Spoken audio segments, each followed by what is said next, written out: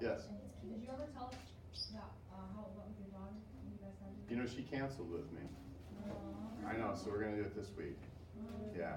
So she canceled and said, she said, I'm having a lot of problems and I can't talk today. I'm going, oh, okay, well, that's not a good way to start a conversation with your dad. So I said, why don't you tell me what's going on? She said, I can't. I'm going, this is not going well. I'm going, you really need to let me know what's going on. She says, I will soon. So I said, okay. So I'm hoping she can handle it, whatever it is, and we'll talk about it. Okay, so that hoarding show is kind of disturbing sometimes. How people can live like that. I just, oh my gosh, there's no way I could do it.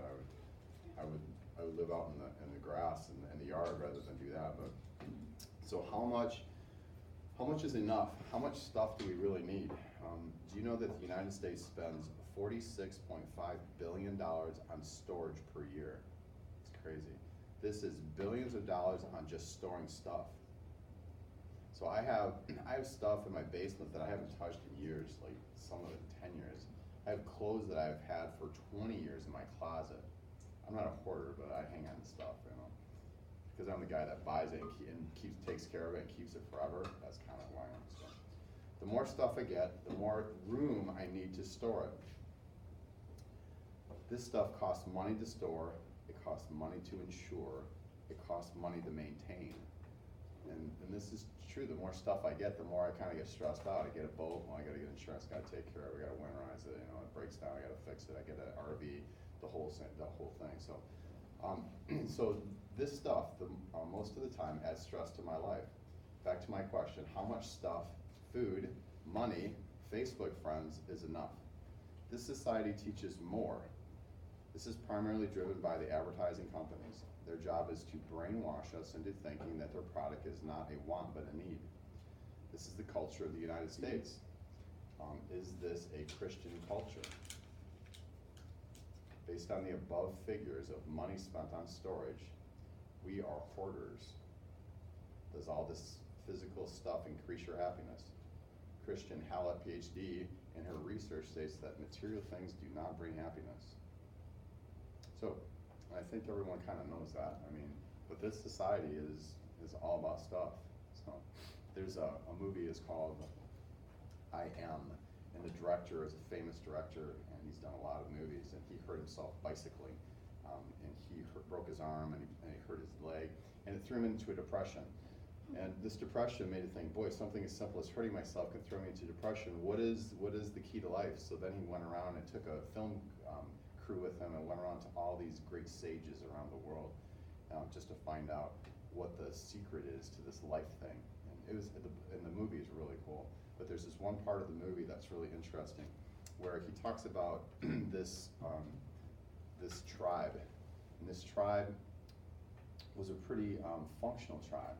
Everyone had its jobs, everyone contributed to the tribe, and everything went pretty smoothly.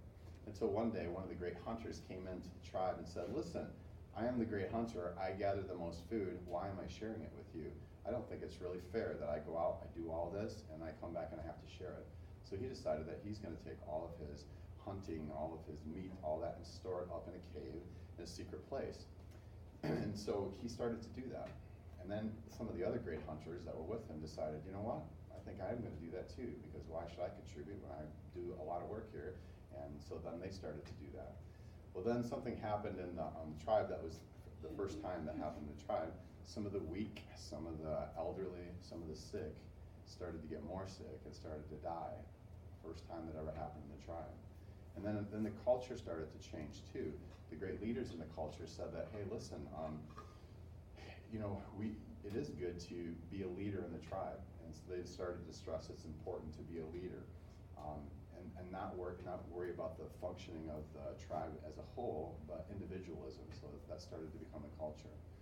And then what happened even more, was that, again, some of the weak and the sick, and they started to die off, and the whole tribe changed. So that was his little story with a great animation. And then at the end of his little story that he had, it says, is this our culture? And I thought for a minute, going, wow, what a great illustration, because that is what we're taught.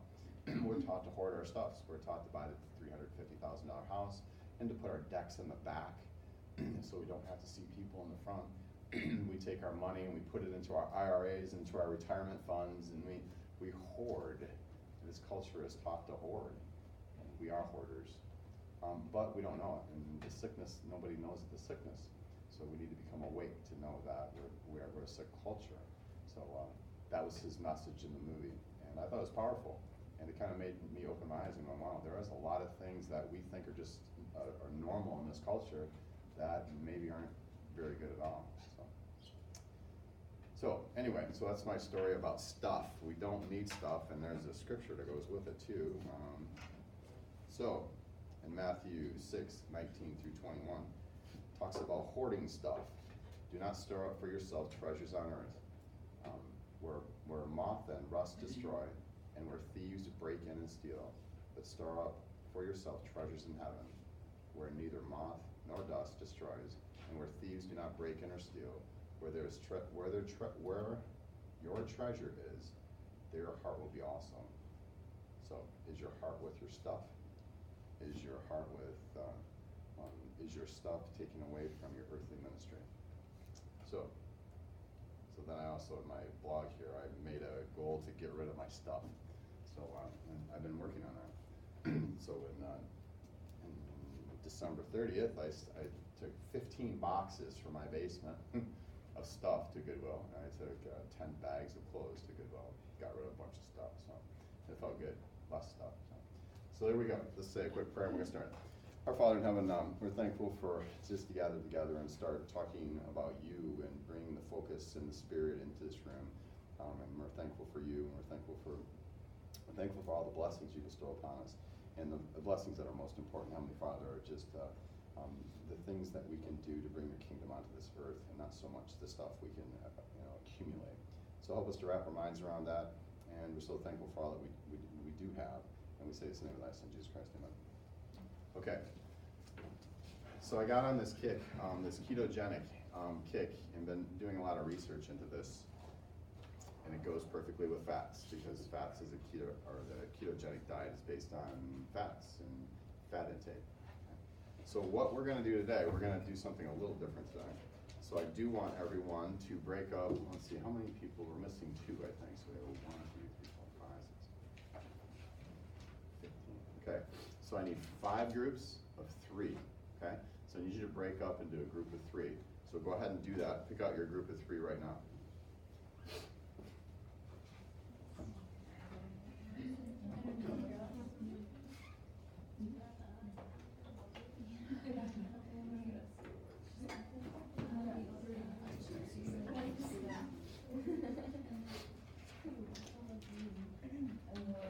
Everybody in their groups?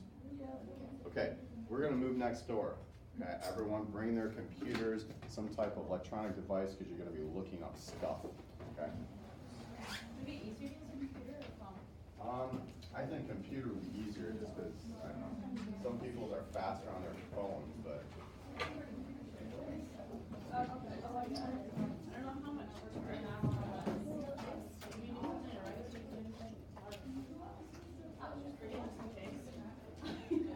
And we're gonna be a group of 2. There's not enough people, like 5 groups of 3. Hey, yo, you going to chocolate?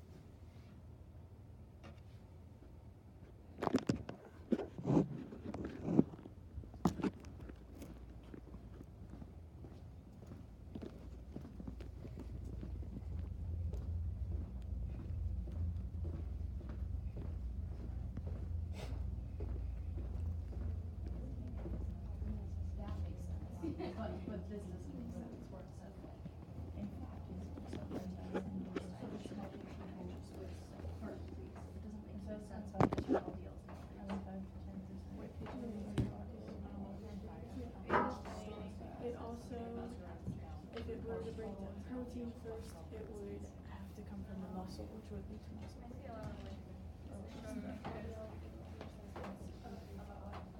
Can you hear me?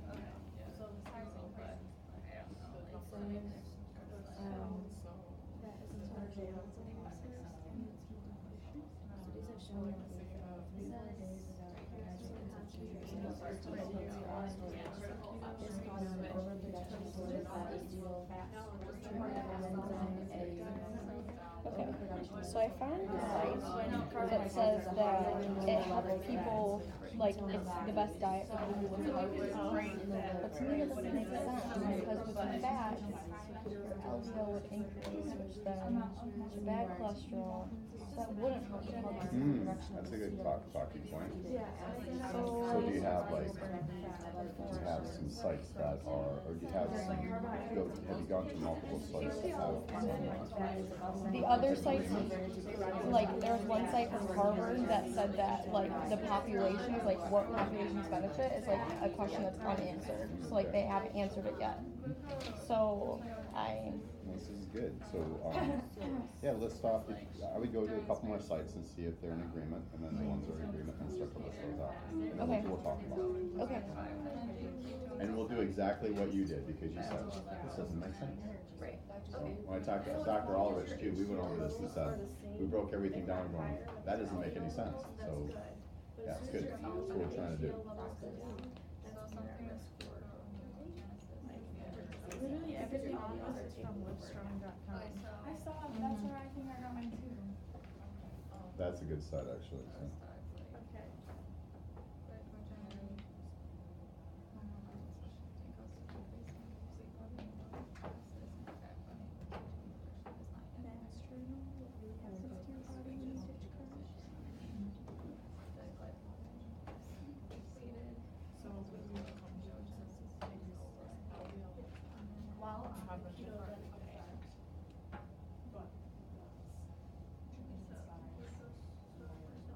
Okay.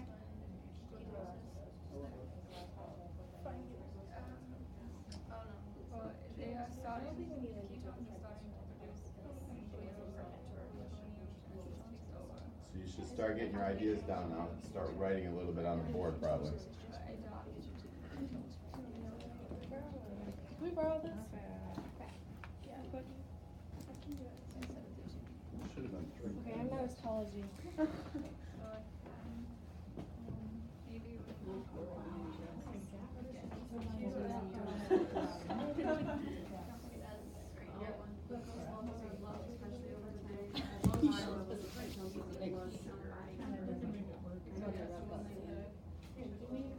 Oh, thanks. That boiled chicken. I do like to be called that. I love it. Levels affected while on a ketogenic diet. Are we going to chapel? Yeah? I don't have to go to chapel. You don't have to? No, it's not mandatory. say I have class right after. Still go? Yeah, I love chapel. Especially if I skip church on Sunday, I go to chapel. Which I did. So. I just like the worship part. Like this thing, get stuff done. Okay. Can you what? Yeah, you can. Are you excited about that? No, I'm not. I want you to ride with me. Yeah, we have to ride in the bed of the truck. You joking? Yeah. I am joking. I'll go back to this time. I was like, you know, back in that show. I would. And this one To chapel is literally down the road. it's I was gonna try it, but You don't like it? it's beautiful, Anna. She wants a different marker. I think it was fine. You should use all three colors. all three. Like, main point should be in red, and then the other one should be in purple. Okay, if you don't, I'm gonna be a little upset. I'm just saying. Ew. I hate the sound of I do too. That's why I made sure to mark And the first. feeling of it. Everything about chocolate. The feel. Brings back childhood memories. That's giving me That's giving me anxiety. Darren, I think I have the same shirt as you, but mine's red. Decreases in number. Decreases in number, increases in size. So essentially just stays the same. Essentially.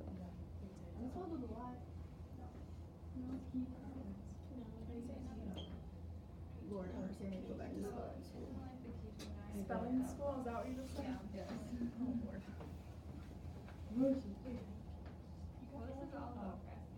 I'm like, oh my gosh, we're the wrong one. You're good. Nice freaking.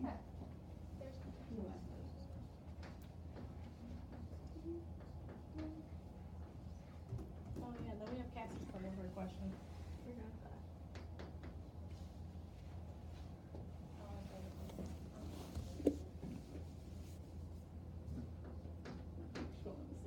I'm trying to get handwriting.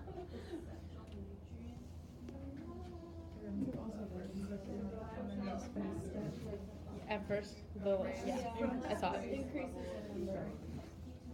So you're not doing what I told you, Anna? I think we're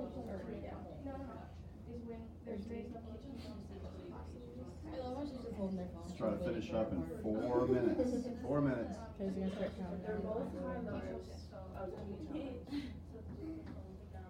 This is like an excess of that. Anything else I needed to write?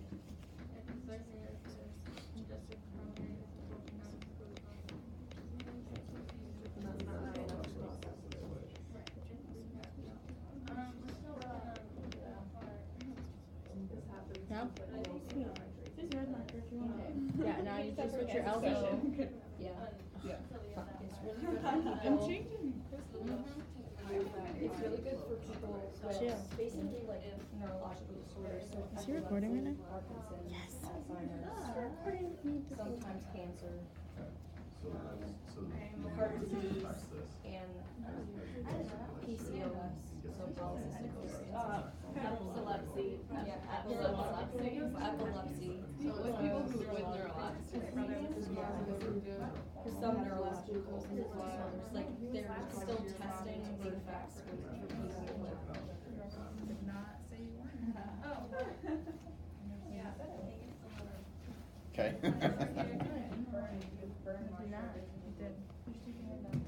Epilepsy.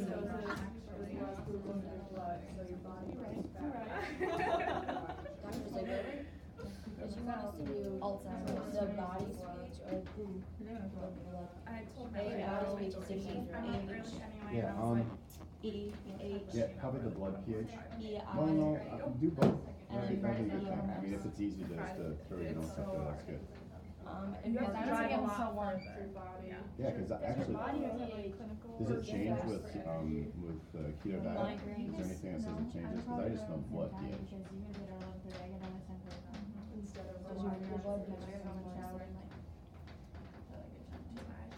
Yeah, that's And what. for like next to Alzheimer's and Parkinson's, like they're still testing. So like for some people it's worked, but they're testing the overall effect. So like they're still not going into figuring out if it actually like truly hurts. I mean, obviously it's not gonna like cure it. It'll, it can help some.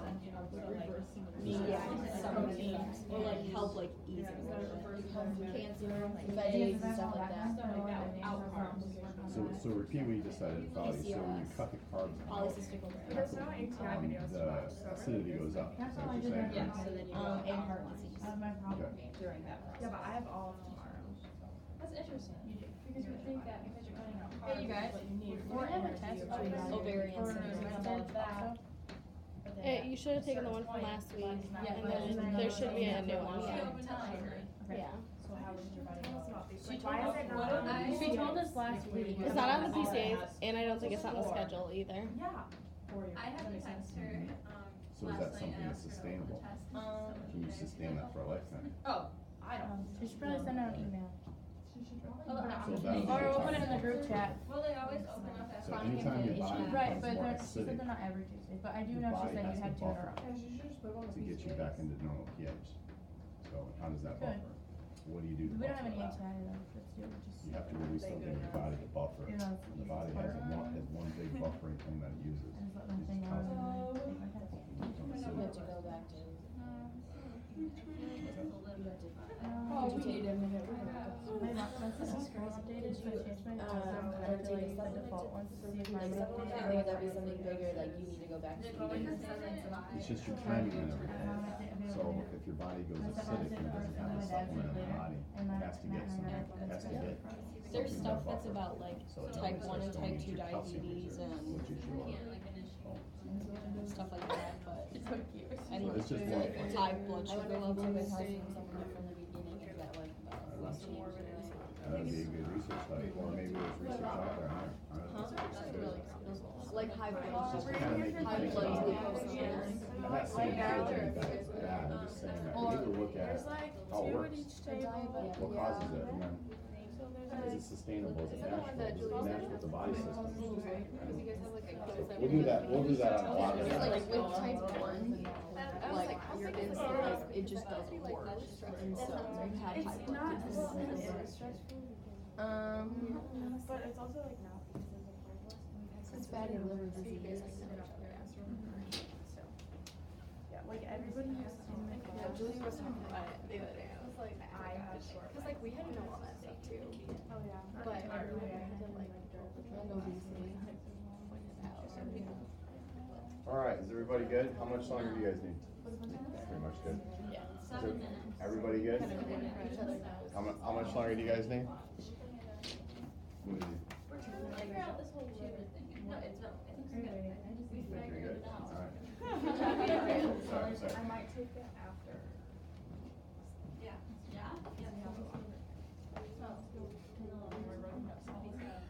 I noticed that. LDL. You should send us, try it. It's really comfortable. Okay. So there's the first of unable to produce glucose. Is it not working? I just read. Zane, I like your shirt. I like your shirt. When your body becomes alkaline, you don't have calcium for it to get to lower back down. Kind of. So anytime your body becomes acidic, The things I picked It's up. using more calcium it than has to bring the pH back I to think I neutral. got these from Kohl's. reserves. Calcium is What You is it? don't have any reserves. I like it. Where'd you get it? I like Kohl's. I hate Kohl's. But Kohl's jeans have a smell and I want to get over them. I have a really So also high protein diets too make you more acidic I've too. watched them sometimes. You guys good? I just remember you telling me. Can you smell her jeans right now? Not from me. A little weird. Okay, so let's start. Ketosis, ketoacidosis group. Tell us what both of those mean. Teach us. Ooh, I better get you on camera too. All right, there we go. Oh, that's. Okay, you're on. Wow. Yes, good voice. So ketosis versus ketoacidosis. So first, ketosis, this can happen with like the keto diet if you have like a low carb diet, so like less carbohydrates and more of a high fat intake. And this causes less glucose in your blood sugar, which makes your body burn more fat instead of relying on the sugars. And ketoacidosis is a complication with like diabetic ketoacidosis, so like type 1 diabetes, and this causes more ketones in your blood, making it more acidic. And so both of them are like a high like ketone amount in your blood, but this one is like more life-threatening or like an excess of it in your blood, and causes of it can be like an excess amount of insulin in your dose or missing a dose of insulin, which can lead to the acidosis. Okay, So let me add to that. You're good. So ketoacidosis, especially for nursing, okay, this is important. Let's boil it down to two things to make it super easy. Number one, increase ketones, okay? Number two, increase blood sugar. Those are the two key, okay? That's what creates it, which then creates a horrible acidic response. Well, that creates acidity. So, okay, so that's just what we don't want. The body can't handle that very well. So, in type 1 diabetes, yes, that's the case. They can fall into this pretty easily. So that's good for nursing to know. So just know that increase ketones and increase in glucose levels, okay? And that's due to insulin resistance, okay? Or decrease insulin output. So if the pancreas is not kicking out insulin, it can't help the cells store glucose. So the glucose levels go up. And if you have ketones also in there because the liver has to produce some type of energy, so it does both then, it tries to help. So that's kind of the ketoacidosis. Okay, good, that was good. So let's go to, how do we get to ketosis then? So our question was like, how do we switch over from using carbohydrates to using ketones instead? So essentially what happens is when the glucose storage is getting too low, the liver is unable to produce glucose from the carbs because there's no carbs in the body. And so it switches over to using ketones instead of the carbs because of the glucose levels. Yeah, so the muscles will deplete glycogen, okay, that's number one. And number two, the liver tries to kick in and say, hey, I'll help, and then it uses up all of its glycogen stores. The body still needs some type of energy, so the energy levels start to drop in the body. So then the liver says, well, let's start to convert and make ketones. Let's start to use the fatty acids and create ketones. So that's how we have ketosis, which is different than ketoacidosis. Okay? So ketosis is fasting. I mean, sometimes when you go to sleep, but if you sleep, some of you guys may sleep 12 hours. So sometimes your body may switch into that, it just depends. Yes? So is ketoacidosis just a more extreme form of ketosis, or are they two separate? They're kind of separate because there's not a big spike in glucose levels in the bloodstream with ketosis. Normally there's a decrease in glucose in the bloodstream. So decrease glucose in the bloodstream, increase ketones, ketosis. Ketoacidosis, increase glucose and increase ketones. Okay. Yeah. Okay. All right, let's see. So let's do, I think pH is going to be kind of a fun thing to do now. So go to, no. Let's say, let's go to burning fat before protein. So the body, why don't we start using protein? And so why do we have to start burning fat right away? Why doesn't the body just say, oh, we're running out of carbohydrates, let's start to use protein as energy? Because the body can do that. It can make energy from protein. You're on. Okay. So the body switches into using fat instead of using protein because fat is a more efficient energy source. So basically, like, carbohydrates are the most efficient energy source, and then it's fat, and then protein. So when you burn protein, it leaves excess nitrogen in your body, which takes ATP to clear out. So you would be using more energy to clear out the nitrogen than like protein would produce on its own, maybe. And then protein also must be taken from muscles. So using protein as an energy source can cause muscle wasting. So instead your body uses the fat, which produces more ATP before it would switch into using protein. So there we go. That's how the body works. So it makes sense, right? So here's the list. Carbohydrates, fat, protein. That's how your body switches into energy sources. So when would it switch into protein and start using proteins? When your fat stores are depleted? Okay. So what about this? Okay, so we have someone that's obese and we put them on a diet. Okay. Let's say we put them on just any type of diet. No, let's say we put them on a keto diet. And we notice that they are losing kind of fat loss, but we're also noticing that their muscles are wasting at the same time. Two things are happening. Muscles are getting smaller, and the fat levels are getting smaller too. Why? Well, why does that make sense? And anybody can kick in with what they think's going on here. Using too much all at once. Too much of what? like it's like too fast of a process. Yep, I'll agree with that. Anyone else want to kick into that, explain that a little bit more? Was it like essentially that your body can't get the fats and like the carbs in it? Well, obviously you don't have the carbs, but your body can't get the fat, and they're basically canceling each other out between fat and protein. When it's trying to kick back to the other one, it can't because it's depleted, and then tries to go back to the other because obviously that one's depleted, and then the other one's depleted again. So your body's really just fighting itself, trying to find it like an energy source, but you're not going to find one because you're so low in all your like levels. I think both those answers are right. The body, I mean, you're going into starvation, so the body's trying to find energy from wherever it can find energy. Right. So I'm gonna, we'll take it back to the athlete now. So an athlete is used to using muscle cell, and it's also used to using fat. It knows, the body knows how to burn carbohydrates and fat well because they're used to exercising. So the body system in the body knows, okay, here's what we do. We do carbs. Okay, we know to go fat next. And then very last resort is muscle cells. So if you train your body to do that and you exercise, it will go in that process. If you do not train your body to do that, then it can switch back and forth between fats and protein. Okay, so it's kind of the training process, how you train your body. Does your consumption play a role in that? Consumption of?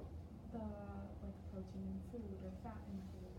Absolutely, yeah. So your body's still gonna go through those steps, but it's gonna use what's available. Okay. So if there's no fat and if there's no carbohydrate, well, then it's gonna go to protein. So if you're really, and you brought up an important point, the nitrogen that has to get cleared out from the Atkins diet. That's great. You have to use more energy with that diet because you're gonna burn more calories, which you're gonna lose weight. But is that really how the body's set up to work?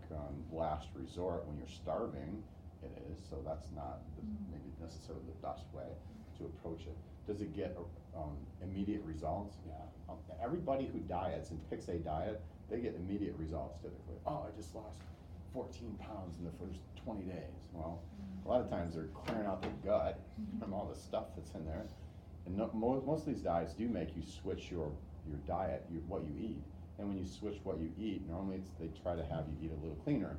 And just by eating a little cleaner, less processed food, most of them make you do that, you're gonna lose weight.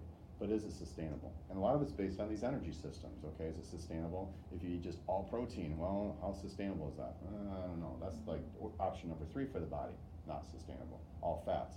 Is that an option? Sure. Is it the best system? No. So it's not sustainable long term. Well, that's just my opinion. We're gonna get into that. So, I have a quick question. yes. Sorry, from like sports standpoint, Yeah. sorry. If you have like a soccer player who's wanting to like drop body fat and like increase their performance, would like a better diet for them be like a high carbohydrate and high protein? That way like their body's like using the carbohydrates to like increase their performance, but also like dropping excess like body weight? Absolutely. Yeah, you just try to decrease the fat level because when you combine carbohydrate and protein, you actually can sustain muscle. You can actually keep, even though you're losing weight, the muscle mass, you'll be able to continue to maintain muscle mass on that. That's the best way to train. So, yep, yeah, good question. Okay, so I think we should go into, let's go into pH next because this is cool. Okay, so your body has a neutral pH of 7, and then it goes into a metabolic state when your liver produces ketone bodies without carbohydrates and proteins and fats. Like we just said, it's not sustainable. It's not for long term. The liver does not break down the fat, which is the excess energy source that it has, and then your body goes into acidic state, which your pH drops, but then actually your body goes alkaline, which uses calcium. Zane will talk about that. So when your body goes into alkaline, your calcium is trying to buffer and make it come back to neutral. But when you're not giving yourself any carbs or anything to supply the calcium, your calcium will start coming from your bones, which is not good.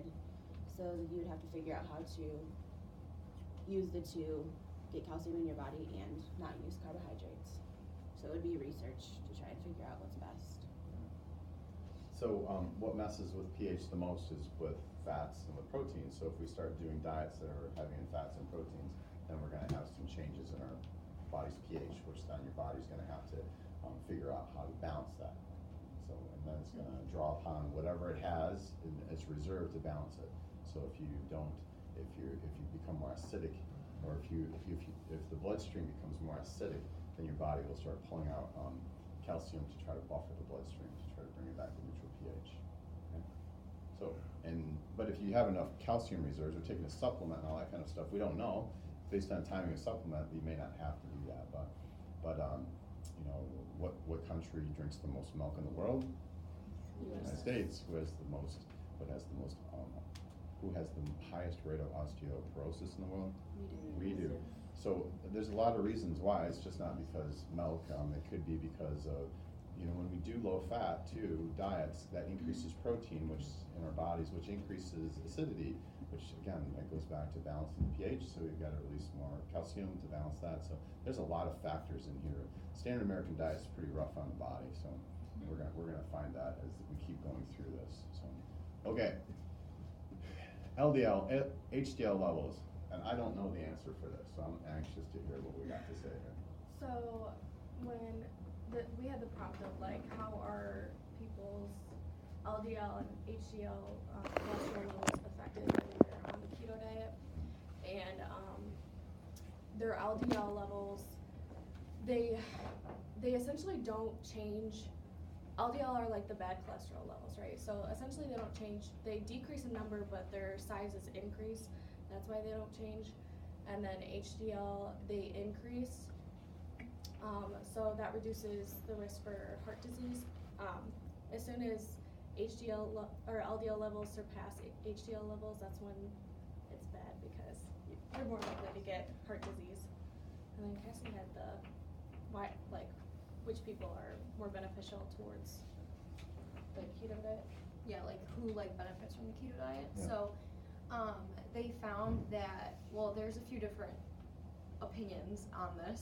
So they found that it improves mental function. So for people who have epilepsy and migraines and Alzheimer's and Parkinson's, obviously with Alzheimer's and Parkinson's, it's not a cure. It's kind of just to kind of just make the process not go as fast. And they think with cancer, specifically brain tumors and stuff like that, that it helps. And with polycystic ovarian syndrome, that was kind of across the board that it helps. There's one site that I found that it helps with heart disease, chronic inflammation, diabetics, fatty liver disease, and obesity. So across the board, especially mental function, it helps, but it's kind of here and there with everybody else. So it's kind of counterintuitive for what's been taught.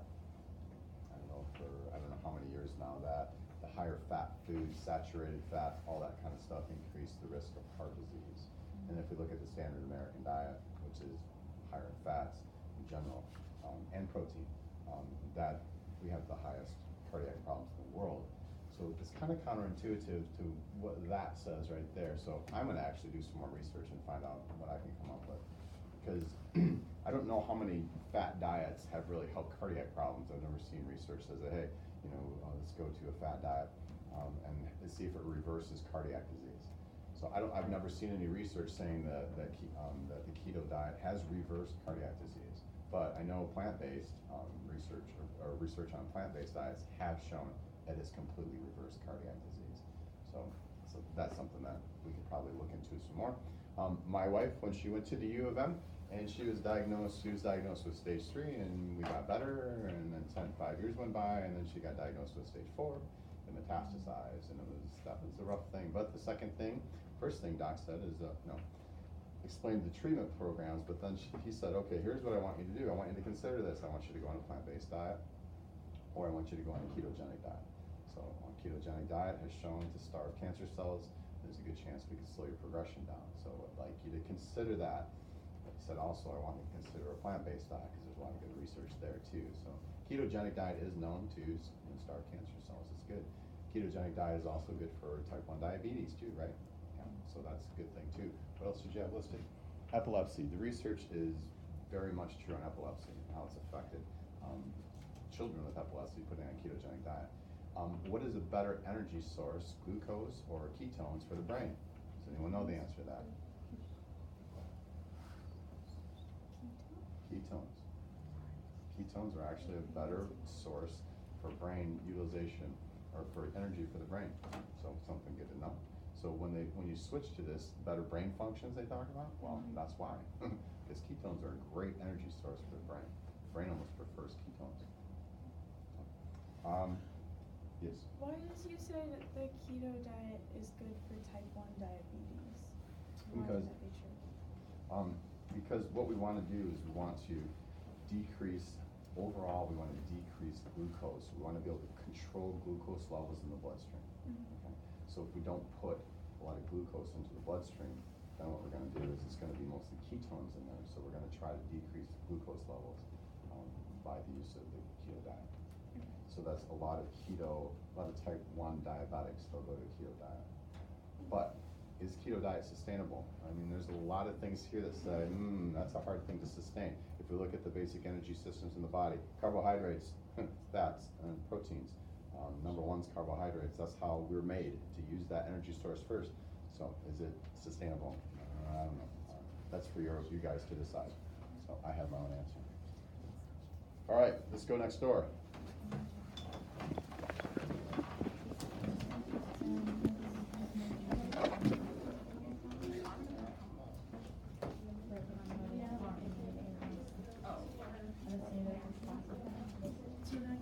How do you make sure that your body doesn't go into ketoacidosis? Because I know I have a friend who's type 1 diabetic, Yeah. and she hates the keto diet because she says that ketones are what they check for to make sure that you that's how they know you have diabetes. Yeah. So from me working with type 1 diabetics, this is something that they've had all their lives. So they actually know, their physical, they will feel that fatigue, they will feel that sickness. All of them have a little bit different type of aura that they have. So they kind of know. And then what they'll do is they'll do testing. They'll test themselves through pH strips and stuff like that to find out where their glucose, well, they'll check for glucose levels and all that too. So then they can start to pick their feelings, how they're feeling in their body with the science involved with glucose levels and ketone levels. And then they'll start to, does that make any sense? Yeah, so it's good as long as they don't go into the ketoacidosis. Yeah. Yeah. All right. Well, I think it's too late to start up lecture, so we've got 20 slides we have to do on Friday, so that shouldn't be too hard. But a question came up. Kayla had a question. Okay, so type 1 diabetic. Oh, go ahead and state your question again, because I probably won't do it as good as you do it. Okay. Well, I have a friend who's type 1 diabetic who hates the keto diet because to her it's people are trying to put their body into basically what diabetics don't want to go into, which I think is the ketoacidosis phase, because to tell if they have diabetes or to tell if diabetics aren't, their insulin isn't working right, or they're not producing insulin, they check for ketones in NP and stuff. And so to her it doesn't make sense that people would put their bodies in that state because you can go develop ketoacidosis. Okay, so what would be the other solution is they eat a bunch of sugar, and what happens then to their blood? Glucose levels skyrocket. So they're kind of at a tricky stage where they've got to get glucose levels down to manage them, and they probably will want their ketones up to a certain level, and they've got to maintain that balance. And a lot of them are put on pumps and just different things to try to level that all out. So it's a tricky balance. But what I was telling Kayla too is that a lot of them, when they start to have this funky feeling, fatigue, or this, their body doesn't feel right, there's ways they can just do. They can check their pH, through urine, or they can go and check their glucose levels, and then they can start to get, okay, this is how I feel, and this is where my levels are. And over time, they'll know when their body feels a certain way, what's happening to their body. And most of them are that sensitive, they can start to figure it out. The ones that want to, some of them just don't care, and those are the people that we see in the hospital that are having, amputations and losing their eyesight and all that stuff. I shouldn't say that's necessarily the case, but a lot of them are that way. So, all right. So I hope. Go ahead. Go. I'm Go. so sorry. No, good. Questions are good. Engagement's good. So if you are going into ketoacidosis, what would you do to to get yourself out of that. Because like I said, I know it in terms of like when her blood sugar's low, when she has to eat or like drink juice or something to like raise that, or if her blood sugar's really high, then she like gives herself more insulin. So like if you feel yourself going into ketoacidosis, like what do you do to like keep your blood in the right pH? So I know that a lot of type 1 diabetics that that I know, they have like a pump. They have an insulin pump that releases insulin to the bloodstream like time, so that's able to manage their glucose levels throughout the day. I know that's probably the number one way that I've seen that they've managed their glucose levels. So that's probably my best answer. So probably it would be interesting for you to do some more research into your friend. Does anybody else have anything they want to add to this? I'm not an expert in type 1 diabetes. I mean, I know a lot about it, but I'm not an expert. Anyone else have any information, friends that you've noticed or anything? Yes? This is actually kind of a question, but so like ketoacidosis, so your blood is like acidic. Would like exhaling carbon dioxide like help with that at all, or is that just kind of like a short-term effect for that because carbon dioxide is like an acid? Yeah, so when you're around someone who's in ketoacidosis, what will their breath smell like? Yeah, it has like this sweetness to it. So that's what the body's trying to do. The body's trying to, right there, it's trying to balance the pH system and try to blow off bicarbonate. And so it's trying to do that. So your answer is, you're correct. That's exactly what happens. So does it work? It's not. It's a way to help, but it's not going to fix the problem. Yeah. So this is good for nursing. You're running into a lot of this stuff. So pH is in the body. How do you do it? What do you do? How do you treat it? How can you talk to your patients about diabetes, especially your type 1 people? It's all good stuff to know. So these are questions that you're going to be asked by your patients. So. All right, we good? All right, I'll see you guys.